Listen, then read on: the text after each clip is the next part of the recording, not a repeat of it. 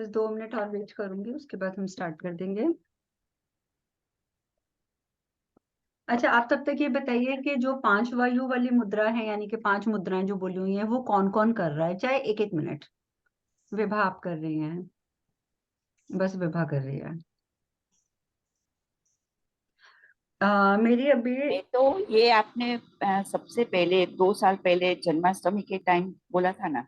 Yes, ring finger, ये middle finger hold करके, वो भी मैं करती हूँ। वो भी कर रहे हैं, दैट्स हाँ, ग्रेट। ये तो इसीलिए ग्रोथ में भी आपकी जो है ना वो काफी अच्छी स्पीड है, and really I am happy.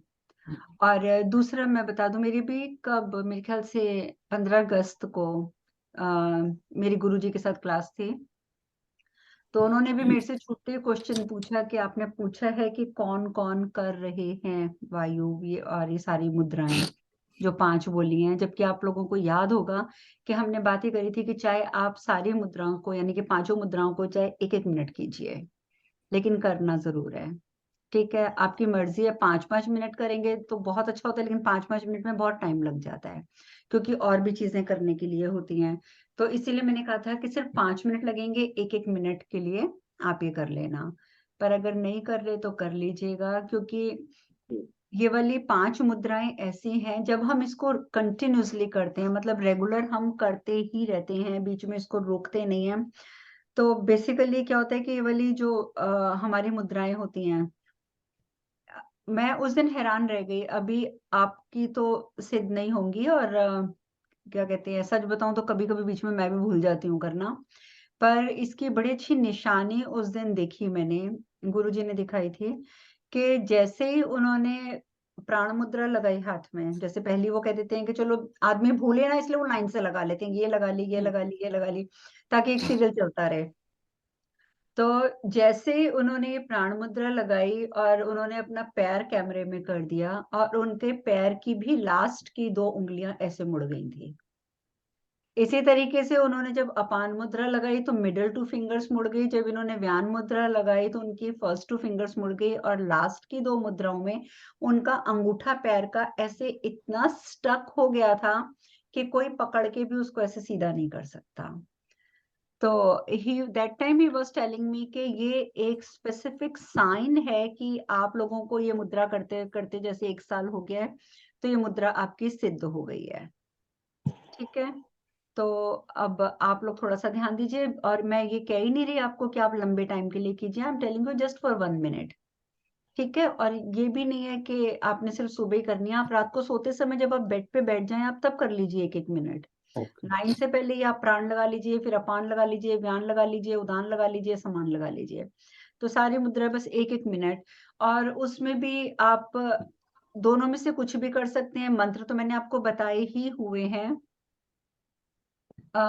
ओम प्राण वायु स्वाहा, ओम व्यान वायु स्वाहा वाला। अगर वो नहीं भी करते तो जैसे आपने ये लगाया है, तो इसमें आप यम कर लेंगे, यहाँ पहुंचेंगे तो लम कर लेंगे, यहाँ पहुंचेंगे तो आप वम कर लेंगे, और यहाँ पहुंचेंगे तो हम कर लेंगे, और जब सामान लगाएंगे तो आप रम कर लेंगे।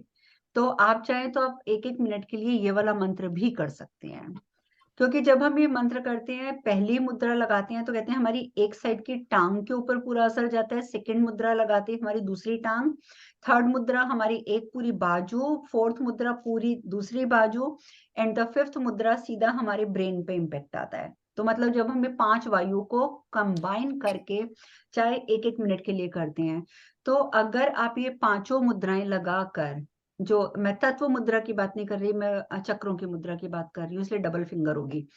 तो जब आप ये चक्रों की 5 मुद्रा लगा के 5 वायु का कर लेंगे, चाहे बीज मंत्र बोलें चाहे वायु मंत्र बोलें, तो आप देखेंगे कि जो मैंने 5 पार्ट बताए हैं, ये आपके आ, मतलब जिसको कहते हैं ना कि बहुत ज्यादा हेल्दी हो जाना, वो हो जाएंगे। क्योंकि इसका एग्जाम्पल एक तो मैं खुद भी हूँ, कि मैंने बताया था जब मेरी टांग, मेरा फ्रैक्चर हो गया था, फ्रैक्चर नहीं, वो मांस फटना या जो भी होता है जो पूरा हो गया था, बहुत बुरी हालत थी, तो मुझे कोई बैंडेज नहीं करानी पड़ी थी, कुछ नहीं कराना पड़ा था। क्यों? क्योंकि उसके बाद हम सिर्फ एक नॉर्मल मंत्र भी करते हैं तो उससे हमारी खुद की हीलिंग हो जाती है।